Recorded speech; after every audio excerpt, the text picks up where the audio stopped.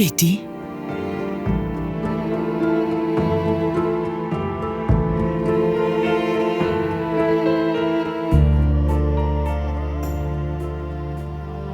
मैंने तुम्हें बाप के बगैर पाला। हमेशा फिक्र रहती थी कि तुम कभी खुद को अकेला महसूस ना करो, तुम्हारा दिल ना टूट जाए।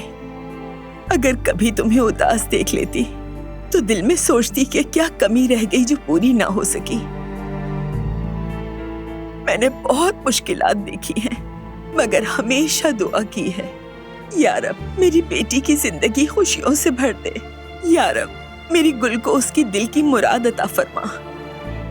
मेरी जिंदगी की सबसे बड़ी तसल्ली, सबसे कीमती नेमत तुम्हारी खुशी ही थी, और अल्लाह का शुक्र है कि आज वो दिन भी देख लिया।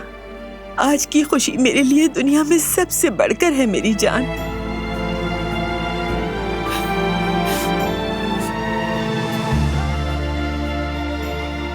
चले कदर आपा, हम भी तैयारी कर लेते हैं।